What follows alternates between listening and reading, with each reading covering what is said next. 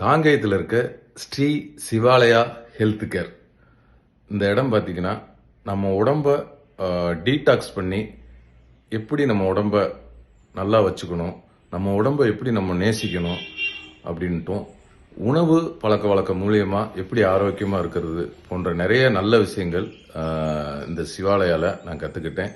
நான் மட்டும் இல்லை, என்னை போன்ற பலரும் இந்த இடத்துல இருந்து பயனடைச்சிருக்காங்க.